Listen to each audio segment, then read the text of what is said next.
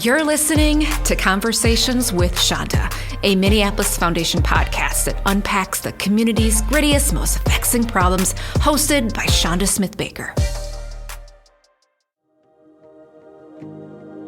As we continue into the season of giving, we wanted to look back at guests whose work is centered around transforming systems and thinking critically about the power of philanthropy. Our team has pulled together clips from multiple episodes featuring Jen Ford Reedy, Toya Randall, Isaiah Oliver, Voulet, and Shannon Smith Jones. Each guest has dedicated themselves to improving their community and the lives of others. Our first clip is with the president of the Bush Foundation, Jen Ford Reedy. Enjoy the show. We are out here trying to solve major community issues that have existed for centuries, and it's challenging sometimes to put the level of creativity and impact into a formula. Yep. What advice do you have to offer on that? I really agree with that observation. I think there's a risk in philanthropy when you can get there a lot of different ways, but one way is getting there by saying, we want to be able to measure our impact. We want to be able to show our impact. We want to be able to have an issue, an impact on this particular issue. And then you're trying to line everything up to show your own impact. And I think there are examples in the history of philanthropy where that has worked pretty well, but there are lots of examples where that has caused harm. And where that has been really ineffective. And I think about us sometimes, I think about the field of philanthropy. I picture, that story of Babe Ruth coming up to the plate and pointing his bat out to this part of outfield and then hitting the ball right there. And I mean, the reason that's a story that people who don't even care about baseball, people who have been born decades after that know that story is because it was so outrageous that he was able to do that he was able to point exactly where he's going to hit and then hit a home run there. I feel like that's what we're trying to do in philanthropy all the time. Say, okay, now we are going to hit a home run right there on that issue. And the odds of doing that really aren't great. And it's interesting to me because it's such strong conventional wisdom within philanthropy that the way to have an impact is focus, focus, focus, focus, get as narrow as possible, and then say you want to have an impact right there. Well, that requires a lot of things to line up, right? So many things have to go right to be able to really have transformational change in an area. And I think there's a lot of things that make sense that draw us to think that would have more impact by being more narrow, but we're missing all those opportunities where other people are actually lining up and there's momentum and there's an opening. There's something happening over here. It's in right field, not in left field. Yeah, I shouldn't keep extending the baseball metaphor because I won't be able to stay with it. But that ability to stay open and see where is the possibility for change right now, and we want to go there. Because we have the best chance of making a real difference when there's community momentum, when there's a new idea that's taking off, if we can be open and alert and a spotter really of opportunity and developer and supporter of opportunity, I think we have a better chance of having transformative impact. Now, the trick is, back to your question about the boards, you can't say up ahead, then our impact is going to be this, or our impact is going to be that. And that is unnerving because you want to have a sense that, we're focused on a goal and we have a sense of what we're going to do. But I think that mindset means we leave a lot of opportunity on the table because we're not open and conditioned to be spotting those opportunities and then doing all we can to make good things happen when things are lining up. Yeah. Can we talk race? Yeah. You're a white leader. Yep. All of the things, pandemic, who it's impacting. And I'm clear that it's impacted everybody. And then there's sort of the economic impacts, and then the vulnerable and who were, sort of the folks that didn't have the option to work at home, right? Yep. Largely landed with low income folks of color. So I don't want to diminish other people's sort of impact on the pandemic because there's so much grief and loss associated with that.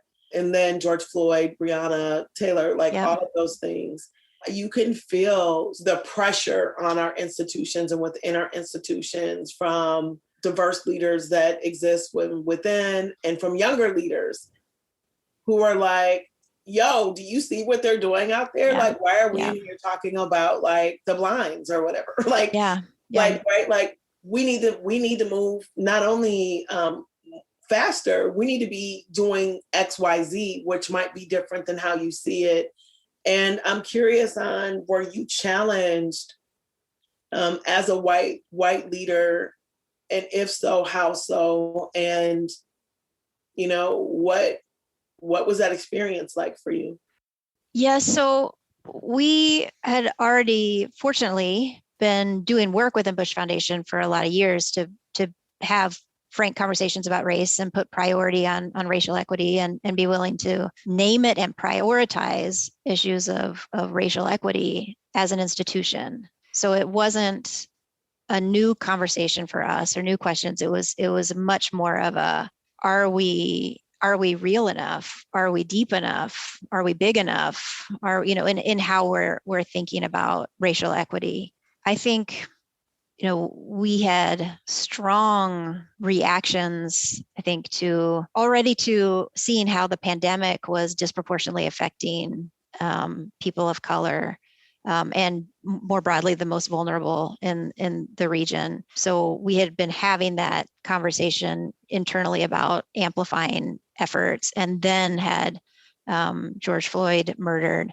And so by the time we got to it was really our August board retreat, you know, the topic was, what are we doing on racial equity now, and what more can we be doing? And the response was strong and clear. Like, we've thought we were doing things to address racial equity, but we're not even, you know, we are not enough. The world is not enough. Like, everything that people are doing is not enough. We are not making a big enough difference, and we have to go deeper, bigger, more real. And that's in our internal work as an organization, but also in our programmatic work. So, you know, a lot of the strategy changes that we've done in the last year are putting greater emphasis on racial equity, including, you know, at that August board meeting where we decided to issue social impact bonds to be able to do more now. So we bonded for what was 10% of our assets at that point, and say, we got to get them out now, because if we don't address issues of racial inequality now, nothing we do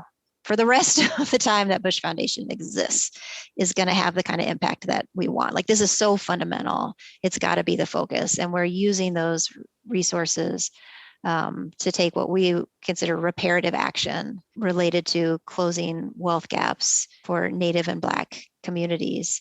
Can you just share more about what that means? You took 10% of your assets and did what? Like, can you just describe what that means? Yeah, so we bonded worth 10% of our assets. So that's $100 million. So we issued social impact bonds to have $100 million to be able to give that faster now. And that's basically taking a loan out, right? So it's basically taking out a loan, we pay it back 30 years from now. So it's still our money. We're still spending it now, but it's a way of kind of financing that spending to be able to still be available for community as much as possible in the future. That's always what we're trying to think about. I mean, to us, there's no difference between what's Bush Foundation assets and what's the community's assets. Like, Bush Foundation assets are the community's assets. So we're just trying to think, how are we stewarding these for the best interest of the community? And we believe we should be spending more now. So that's an extra $100 million that we're putting out on top of our regular payout that we're continuing to do. And we actually went above, you know, that payout. But with that $100 million, we are doing something that we think of as smart strategy, but also as an acknowledgement and way of atoning for historic injustice related to race that is manifest today in racial wealth gaps. So that money, we're not granting in the same way we usually grant dollars. We consider that money to belong to the Native community and Black community in the region. And we're just seeking steward organizations to receive that from us, and then decide how to distribute that money to individuals in the Black community and Native communities to support wealth building activities like buying a house, going to school, starting a business. And we want to be as supportive as those steward organizations want us to be, but also as hands-off as they want us to be, and saying, this is not like our normal grant making. This is something that we consider a different kind of action, both in spirit and in process, sort of for how we're giving that money. And at the same time, our core grant making work, we've put greater emphasis on racial wealth gaps, and I've committed another $50 million. It's just going through our regular grant making that is about that systems change work, in all those different ways we need to change and work on anti-racist strategies to change, whether it's the education system, whether it's how banking works, whether it's housing, all those different areas that play into the creation and perpetuation of racial wealth gaps. Up next, we have Toya Randall, a writer, philanthropist, and curator of Voice, Vision, Value.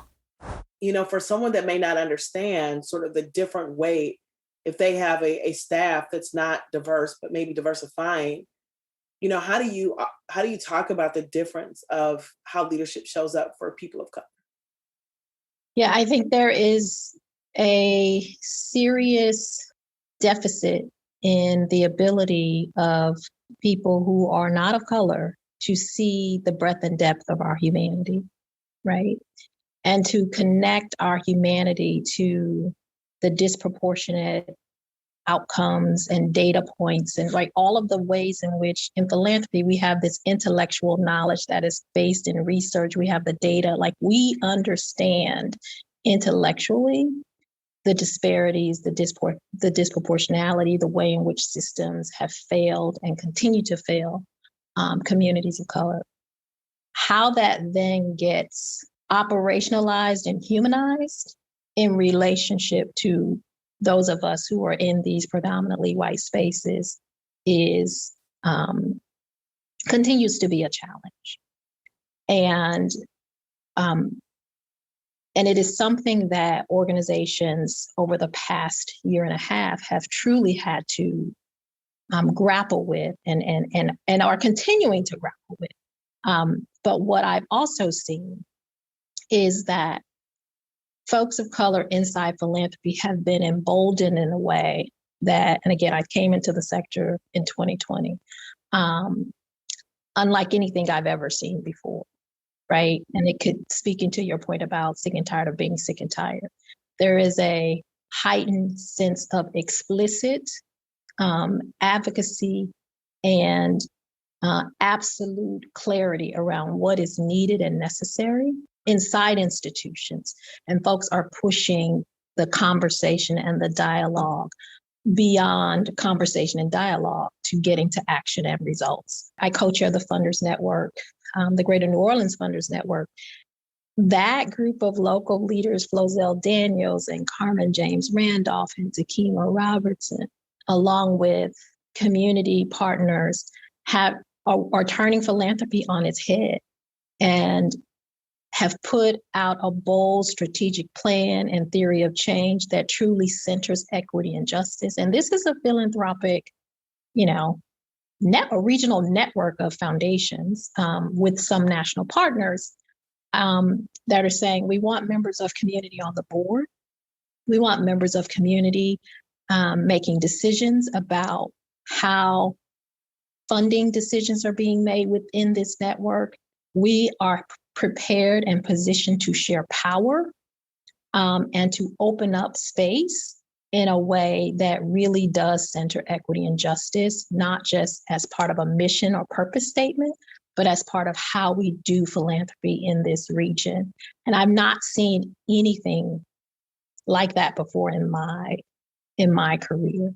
So I think this moment that we are living and reliving, folks have taken the gloves off in many ways and are unapologetically demanding a different way of being in this sector, and in many sectors, right? This is happening across sectors, but watching this occur in philanthropy, mostly through the leadership voice of Black women, has been something to bear witness to, and it's been beautiful and difficult but it is absolutely necessary. Mhm. One of the things that just made me think of is when I first came in, I think I talked to you about it, but all of the things around sort of emerging practitioners or whatever in philanthropy or some of the other sort of fellowships in philanthropy are for people that are kind of coming out of college or new to career. And here I was, sort of mid-career, coming into my first role in philanthropy. Like Mhm. I'm a little bit older. Like where do I go? Right? Like I need to find my people in here, and I sort of laugh at it because I think that there's these assumptions that if you have life lived in sort of another sector and you come in, that you've got it all sort of figured out. And I just think the importance of those circles. And when I think about who it was, Sylvia and Trista and you and others that kind of came in and welcomed me in. And can you talk more about the importance of building out an accurate narrative? Because I do think that part of the isolation and part of the storytelling components are not just about what's not working, but where do you go when you need stuff, right? Like what are the wins, not just the problems that existed before you. I think that's important for any community to understand that. But for the work that you're leading, particularly around supporting, elevating, amplifying, connecting Black women, what is the importance of building out that accurate narrative? I literally get to talk to Black women about this every day. And so there are just so many nuggets, right? And I think it was Takima Robinson who said, when we tell our stories, we set each other free. And because when you hear the story and when you hear the narrative coming to you from the person who experienced it, right, you see yourself and you realize so much of what you thought was made you inadequate or ill-prepared or needing something more than what you had. You realize how untrue that is. And you also realize how common the isolation and the feelings of, some have called it the imposter syndrome, right? You realize that is a common set of experiences and sort of emotions and, conditions that we are navigating. I want to be able to elevate that narrative and create not just spaces where we tell our stories, but document them in ways that then can be used to create what are the strategic tools, what are the ways in which we resource ourselves and one another so that we can address, combat, minimize, and hopefully eliminate that noise that often can shake us at our core and we don't fully bring ourselves into the space and into the work. And I can say, again, it was 2014 by the time I got my boss, Antoinette, who gave me the green light to hire the coach, and I could begin doing this work around building my confidence and comfort in my own leadership and really being intentional about sort of understanding how I wanted to use my access to the sort of privilege and space of philanthropy to have impact around the things that I cared about. I wish somebody had been having those conversations with me in 2000, like 14 years before. And so how do we together tell these stories, create tools, create safe space so that the next Toya, the next Shonda, at whatever point you come into this sector, there is a readily available set of resources that you can look to and lean on so that you can launch in a far quicker way than most of us were able to. And that's Toya Randall. Next up is Isaiah Oliver, President and Chief Executive Officer of the Community Foundation of Greater Flint. I'm watching people looking at how do they create more inclusive staffing and approaches to their work, but perhaps unwilling to get rid of the idea of who they think are qualified and who's qualified and who's not. Is that not inequity at play, though, right? Is that not systemic inequity right there? I put all of these barriers in place to someone getting in the role. And then I'm questioning why the field is predominantly white women. Well, and I'm questioning why of this large group of white women that are in the field, why only or mostly white males get the CEO role, right? It's just if you're asking these questions, what are you feeding this system to yield the result that you're getting? And quite frankly, it is in many cases the hiring process. What are we looking for? Very rarely does a person say, you know what, I need a VP of philanthropic services or a VP of development, but I don't need a person who's raised money before. Right? I'm looking for a VP of community impact or grant making and community leadership, but I don't need a person who's never made grants before. So what are we really looking for? What are we looking to change in community? And how are we outlining our hiring processes to get us to that end as opposed to what we believe? And I think it requires that we trust that our understanding of the systems, our understanding of the role might not be the only understanding of the role, and be thoughtful about what we're trying to get out on the other end. We're trying to get a person who understands community and we trust that they can learn philanthropy. Sometimes we play this up that like philanthropy is the hardest thing in the world to learn. And so you got to come in with philanthropic experience to operate in this space. The greatest blessing that I've had in this space was probably not understanding philanthropy and having the opportunity to learn it as it was transitioning from the trust model or the development model to the community leadership model. And the other blessing that I probably had in this space is that I never had to assimilate to the associate program officer, program manager, program director roles, where I was able to sit in a system, not be able to influence the decision making, where when I finally got to a VP or a presidential or executive role, people didn't see 10, 15 years of me assimilating to what philanthropy was during that time. And so no one's calling me out like, you sat here for 10, 15 years and watched this happen. And now all of a sudden you want to write a statement about Black Lives Matter? Yeah. Did you care before that? I don't have that burden because I was never in leadership before. I came right into leadership. And so those are probably blessings, and we have to figure out how we ensure that folks, if my ceiling should be the next person's floor, how do I ensure they don't have to go through that same experience in order to demonstrate leadership in the ways that it should be demonstrated in 2021 in philanthropy. Right. Let's talk about the other levers that you use. And I often say I did not come to the Minneapolis Foundation to do grant making only. I came to lend leadership, to lean a perspective, to change the way that things work, to offer my perspective and talents. That's me personally. But when I look at all of the other things that we're able to do, it's quite exciting. And so I'm interested to hear, how you think about other levers that you can use to move change in your community.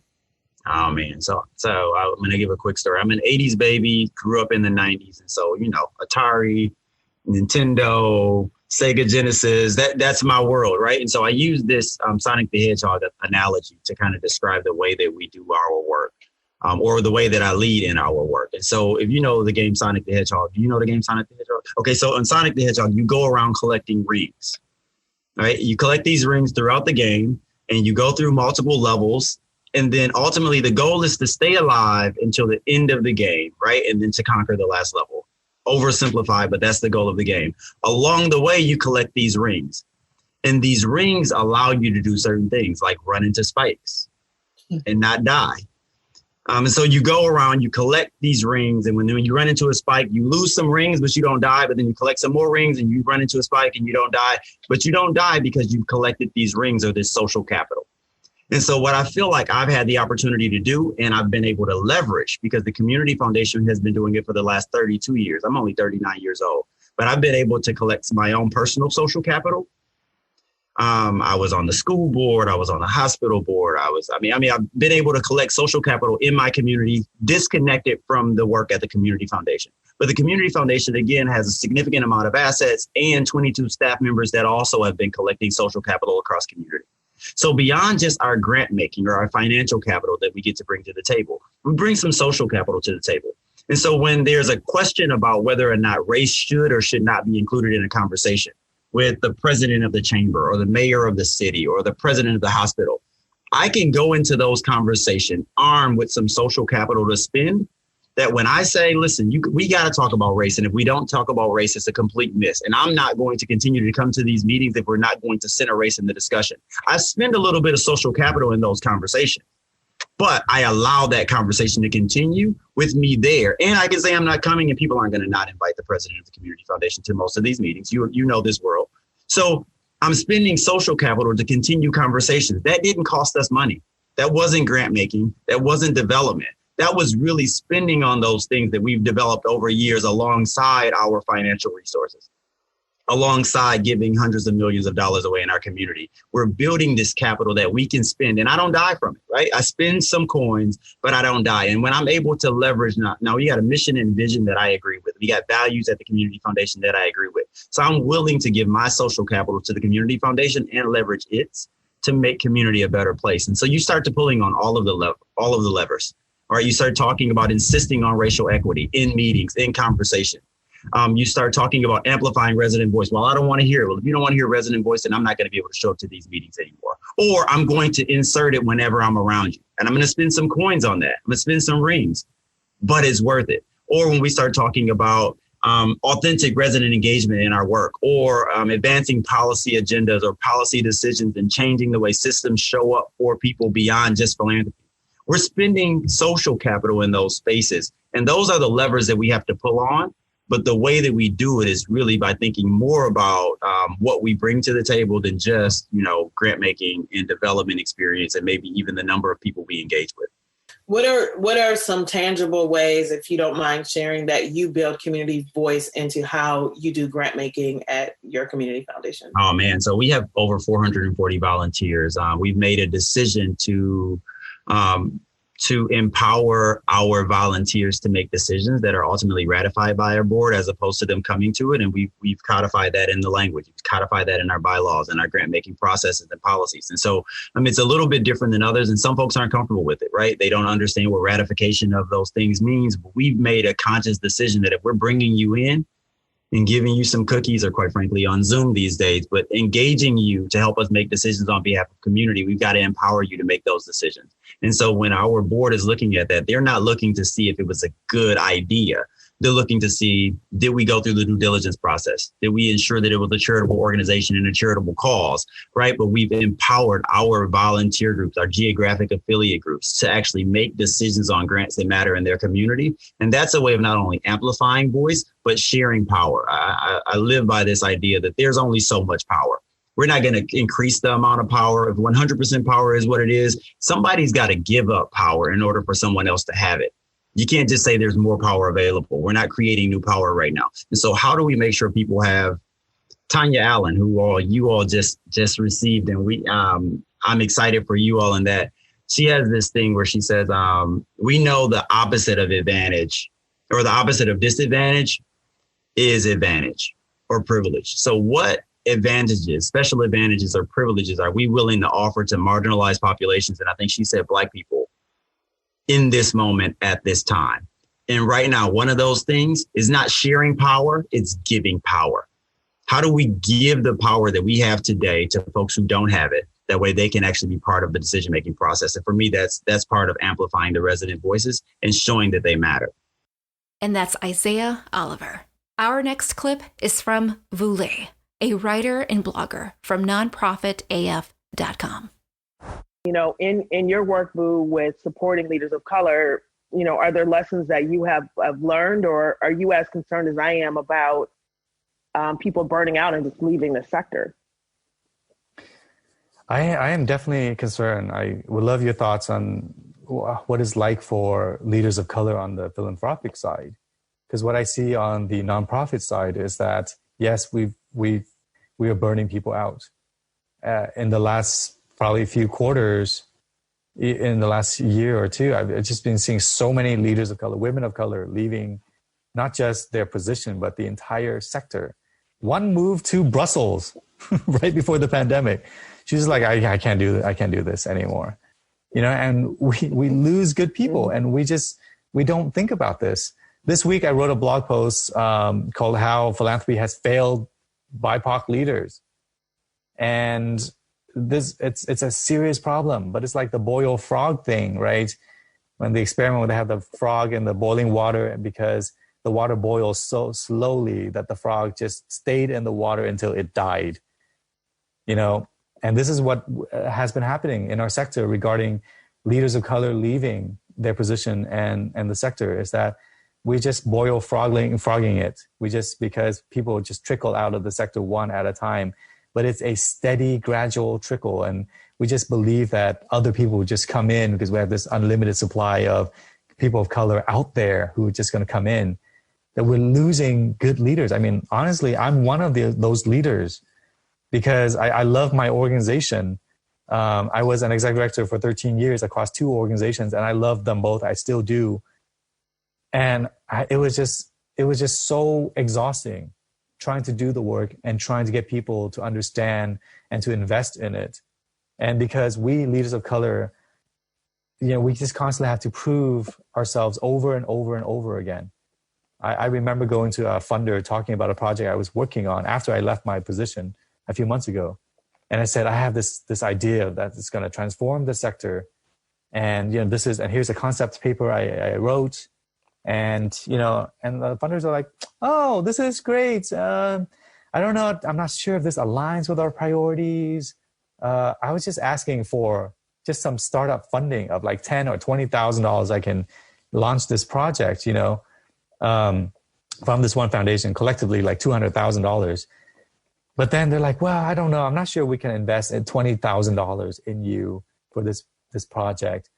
And I'm just thinking, I've known you for 15 years. You've invested in all my other projects. You've seen how effective they have been. You know that I'm trustworthy. And yet I have to prove to you again and again. And I have way more privilege and a higher profile than most BIPOC leaders in our sector.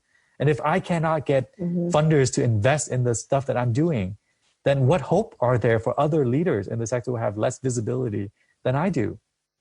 So I'm begging funders to just trust in BIPOC leaders, invest in our visions, whether they align with your priorities or not. Reconsider whether you should even have a leadership in setting priorities for the sector in the first place, or whether you should listen to the people most affected by injustice.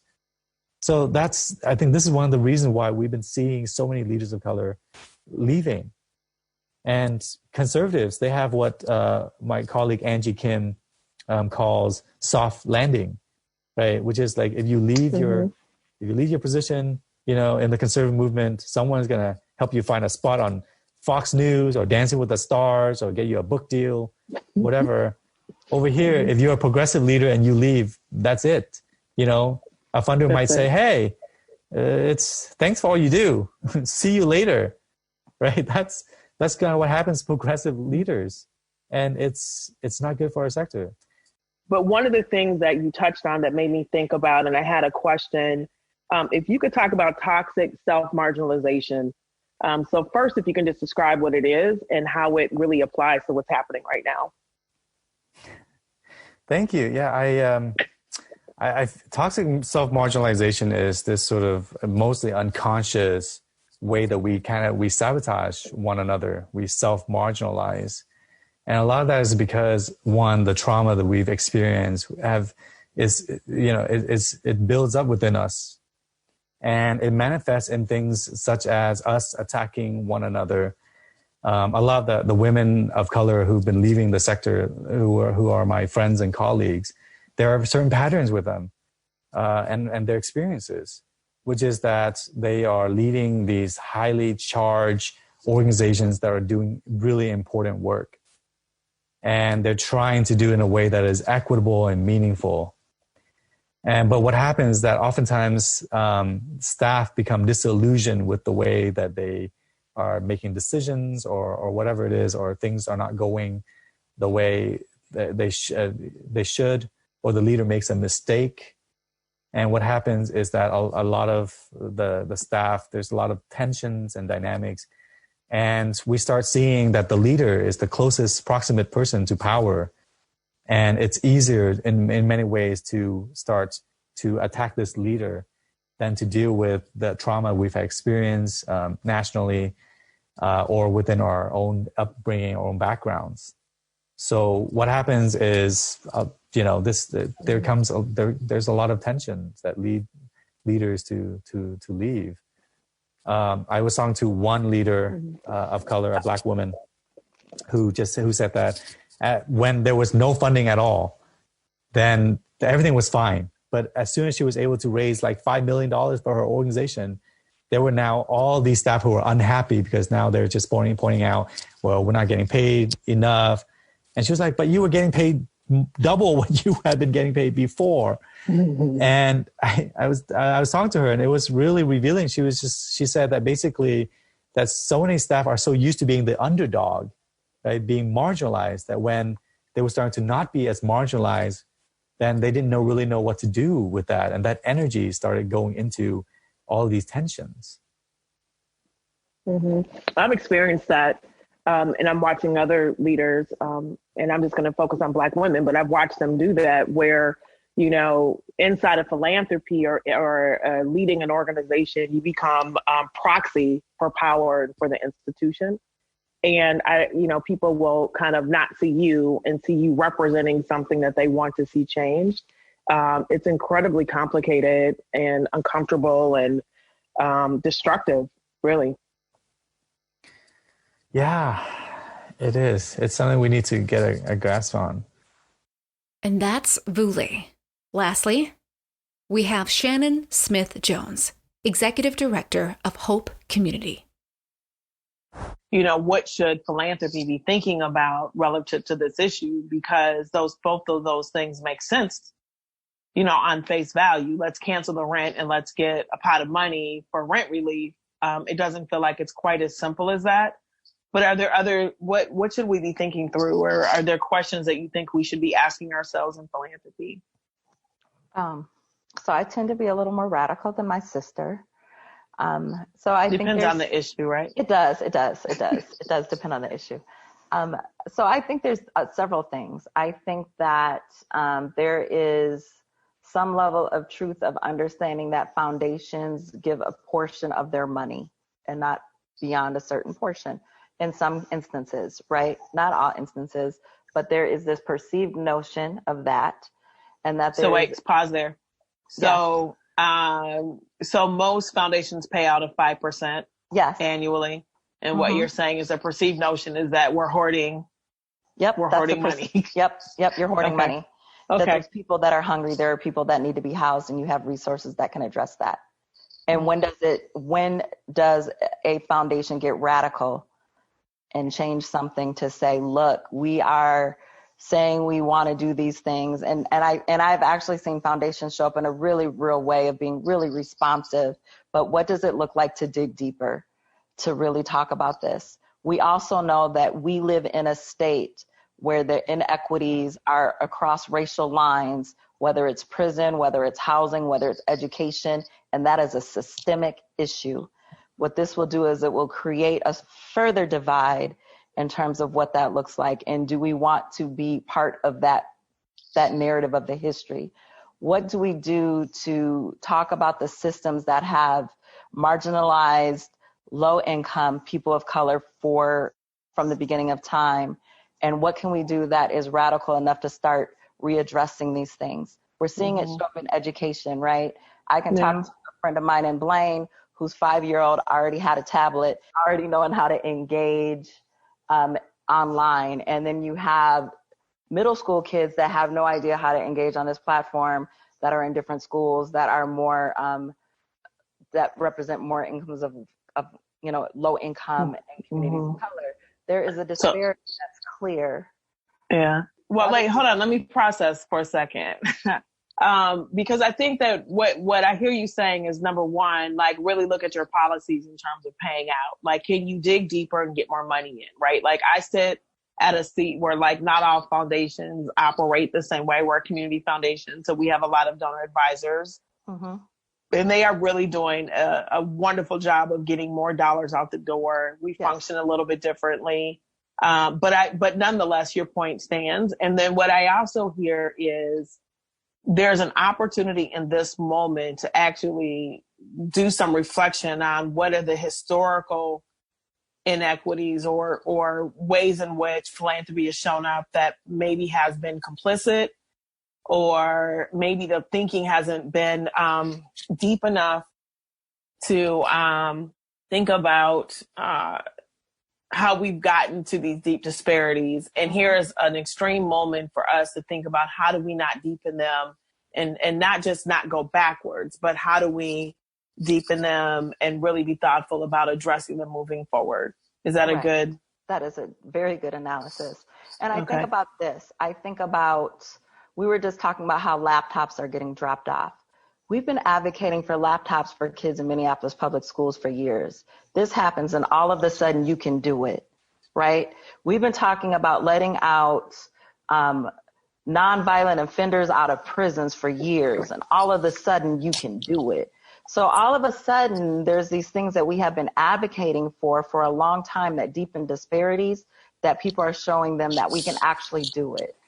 I think foundations hold a lot of power, and not just power in money, but power in position, power in influence, and they have an ability of being able to move an agenda that can be complementary to what people on the ground are saying and doing. And how do you leverage those positions of power? How do you leverage your social capital? How do you do those things in a time like that where communities like, yo, we're actually together in this? Because if my neighbor's not doing well, we're really not doing well. Mm-hmm. Do you think, or do you see this improving as there are more leaders of color coming into leadership of organizations and management and into roles in philanthropy? Do you see this evolving, or do you think that there's going to be kind of this continued wait and exception?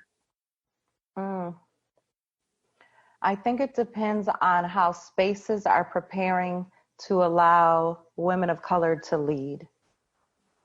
People don't stay in the spaces because of the difficulties that they face there. And so if you're not supported in an organization and you go there and you're getting microaggressions at every step of the way, if you are being dismissed, if someone can take what you said and reframe it and somehow they take what they say as gold when you've been saying it 5 times already, and it took somebody of a different complexion to say it for it to be valid. If the things that you say you want to do, because everybody's talking about equity, everybody's talking about DEI, everybody's talking about it, and then we come into the space and we're like, this is actually what it looks like, and you're like, oh, we want to do it, but not like that. Like, we're not ready for that. And so if we're incapable of taking the brilliance that we have, the knowledge that we have, of being acknowledged and being able to put it to work, then we won't stay there. Yeah, I remember being fortitude to stay in those spaces because it is oppressive. It is oppressive to work in these spaces. I remember having a conversation with maybe a group of 30 or 35 leaders of color in philanthropy. And I remember asking, what % of them show up every day? Like, can you show up as yourself? And so there was like, I can see you shaking your head. Folks online can't see it, but you're shaking your head, right? And, but I think, I remember maybe 1 or 2 people raised their hands, and they were working in a culturally specific organization. Well, do you think you're bringing 80%? Like, no hands, 50% hands went up. Like, it doesn't mean that they're not bringing great work every day. It means that they're editing where it could have gone. And there's some pretty amazing work happening out of our foundations right now collectively. And I can only imagine how much better it would be, how much more impact we would have if we took the time to harvest the leadership, the ideas, the brilliance of the diversity of people sitting at the table with lived experience. And I am seeing that as a shift too, right? Is that you were trained to go to work, and you stay at home and you hang out with your friends. They don't really go together. And we're in a place in leadership now where they actually do go together. And that people actually want to be, I don't want to know all your business, but I feel like there's is a place where people actually want to bring their values and their commitments and their experiences to the table in ways that maybe you were not mentored or coached to do in previous generations. Do you agree with that or no? Well, certainly. We were told do not make friends at work. I have a story. I have another story. I'm good with the stories, right? Does it involve me? No. Okay, good. Okay. This involves my former director when I worked at a different organization, and we would go to do happy hour, and then I get a little taste of something. I already talk a lot. I'm already not that filtered. And so then I would have anxiety the next day because I'm like, I'm going to lose my job. We don't have spaces to be able to have drunken moments. And not that I was a drunken man. I'm like, wait, were you drunk? Like, let me correct myself. But just that tipsiness of where you're a little less filtered, where you're a little less bringing more of 100% of yourself to that space, and bringing 100% of yourself in that space was never safe. Right. Yeah. And so I remember having a conversation with him because I had like this anxiety, like we had like, and I'm like, I get to talking too much. And so I called him like, I got to meet with you right now. And he was like, okay. So like we met, and I'm like, we can't have like these little like informal moments like this because I'm uncomfortable. Like I'm worried about my job. Like he was like, are you serious right now? And he was like, you bring too much to the table. You're smart. You're all these things. When we're having this, I'm not counting that against your, like, that's not even like in his mind, it wasn't even a thing. But we were socialized that you don't mix the two. Yeah. And I think it's not safe to necessarily do it. And I think for me, that was a thing of like, how do I bring, and there's other things, just real quick. I think there's other things that we consider when we go out. I am a natural hair person. I will wear like Black Pride earrings. I got a Black Excellence t-shirt on today, but I actually, and that's who I am. That's 100% of Shannon. But depending on the meeting that I have to go to, I have to filter out some of those pieces because I need people to not want to have a conversation about my hair. I need to not want to talk about these other things. And people might not take me as seriously depending on what's happening with my hair, what earrings I'm wearing, or the shirt. And so I think those are things that other people may not have to consider when you talk about how do I bring 100% of myself into the space. If you like this episode, have a suggestion, or have questions to ask our upcoming new guests, please follow Shonda on Instagram at Shonda S. Baker. Thank you to Sarah Gillen, John Coco, Darlene Benjamin, and our host, Shonda Smith Baker.